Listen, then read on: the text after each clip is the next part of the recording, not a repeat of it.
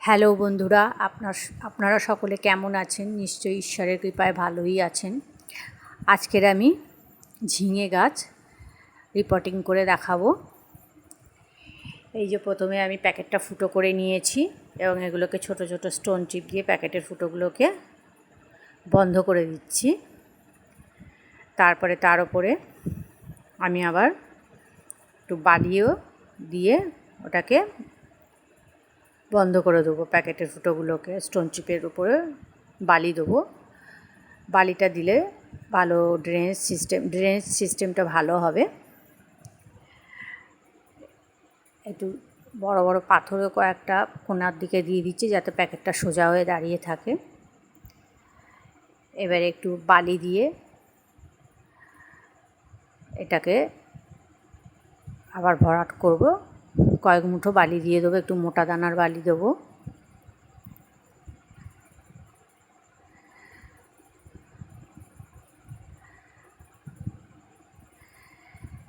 কদিন বৃষ্টি হয়েছিল, তখন আমি ওই ঝিঙের বীজগুলো এনে বসিয়েছিলাম, তখন গাছটা হয়ে গেছে। আর এই যে এবারে দেখুন, এই কয়েকটা ডিমের ট্রে ছিল আমার কাছে, এগুলোকে একটু জলে ভিজিয়ে নিয়েছি, নিয়ে এগুলো আমি তলায় দিয়ে দিচ্ছি। ডিমের ট্রেগুলোকে ভিজিয়ে নিয়ে তলায় দিয়ে দিলাম। এবারে এর ওপরে আমি আমার শুকনো সবজির খোসা, ফলের খোসা আর সব পাতা, গাছের পাতা আমার বাগানের এসব আছে, এগুলো সব দিয়ে দেবো। শুকনো করা জিনিসগুলো দিলে ফাঙ্গাল ইনফেকশানটা হয় না গাছের গোড়ায়, ওই জন্য শুকনো করেই আমি সবসময় দিই। কাঁচাটা খুব কমই দিই।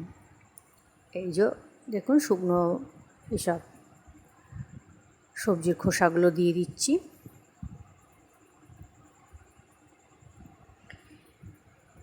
এগুলো দেওয়ার পরে এর ওপরে আমি মাটির মিশ্রণটা দেবো। সে মাটির মিশ্রণটা আমি দেখাচ্ছি কি কি দেব।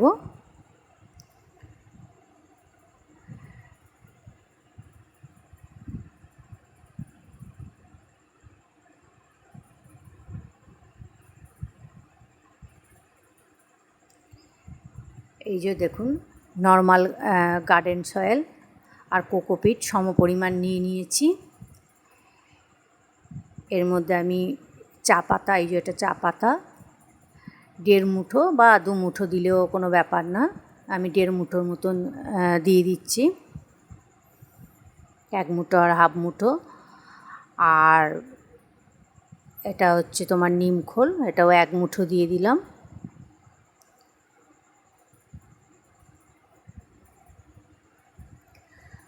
তারপরে এটা গোবর সার, শুকনো করা গোবর সার আমার রাখা আছে এই যে প্যাকেটটাতে। এই গোবর সারটা আমি 6-7 মুঠো দিয়ে দেবো। গোবর সার যত বেশি দেওয়া যায় ততই ভালো। 6-7 মুঠো আমি মতন গোবর সার, শুকনো করা গোবর সার দিয়ে দিচ্ছি। দিয়ে এই মিশ্রণটাকে ভালো করে আমি মিশিয়ে নেব।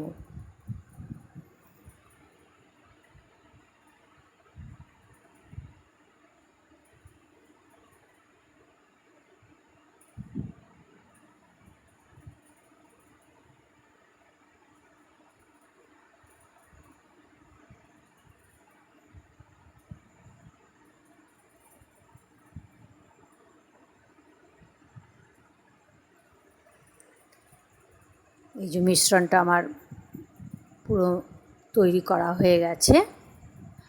এবারে এটা আমি প্যাকেটের মধ্যে ওই সবজির খোসাগুলোর ওপরে দিয়ে দিচ্ছি।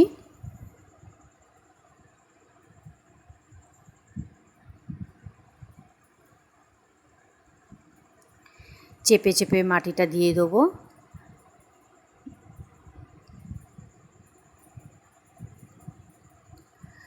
আর আমার ঝিঙে গাছগুলো এখন একটু ছোট আছে, আমি 5-6 দিন পরে ওটাকে বসাবো, কিন্তু ওই প্যাকেটটা আগে থাকতে মাটির এটা তৈরি করে রাখছি, বেসটা মাটি দিয়ে আর কি প্যাকেটটাকে তৈরি করে রাখছি।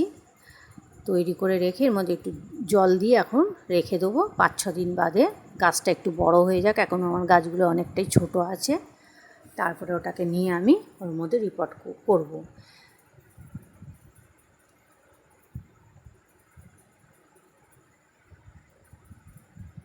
এরকম চেপে চেপে একটু মাটিটা দিয়ে দেবেন।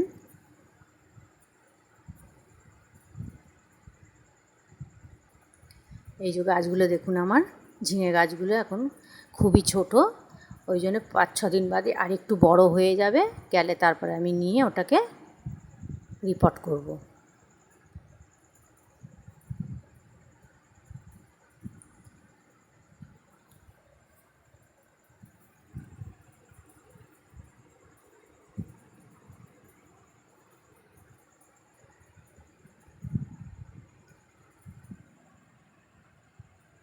এই যে 5 দিন পর দেখুন ফিরে এলাম, দেখুন গাছগুলো আমার কতটা বড় হয়ে গেছে। এইবারে আজকের এই গাছগুলো আমি ওই যে প্যাকেটটা তৈরি করে রেখেছিলাম তার মধ্যে বসিয়ে দেবো। আচ্ছা, এর আগে আমার পেঁয়াজের খোসা ছিল না বলে দেওয়া হয়নি, আজকে একটু পেঁয়াজের খোসাও আমি ওপরে দিয়ে দিচ্ছি প্যাকেটটার মধ্যে। আগের দিন ছিল না বলে আমি দিতে পারিনি। এবার এই যে গ্লাসটাকে আমি কেটে নেব।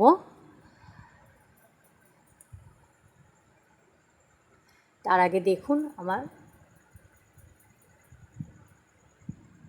আমার গাছের শিকড়গুলো কতটা সুন্দর গ্রোথ করেছে। দেখুন, এই দেখুন কীরকম সাদা সাদা, কত সুন্দর গ্রোথ হয়েছে গাছটা। শিকড়গুলো বেশ ভালোই বেড়েছে। এবারে আমি গ্লাসটা কেটে নেবো, নিয়ে আর প্যাকেটের মধ্যে গাছগুলো বসিয়ে দিয়ে চারিদিকে মাটি দিয়ে ঢেকে দেবো। এই যে দেখুন বসিয়ে দিয়েছি, এবারে মাটি দিয়ে এটাকে ভরাট করে দিচ্ছি, দিয়ে জল দিয়ে এটাকে 2 দিন সেমি শেডে রেখে দেবো। 2 দিন বা 1 দিন সেমি শেডে রেখে দেবো, দিয়ে তারপরে পুরো সানলাইটে বার করে দেবো। তারপরে কতটা কি বড় হলো, কিরম হলো না হলো, আমি পরে আবার এর আপডেট আপনাদেরকে দিতে থাকবো।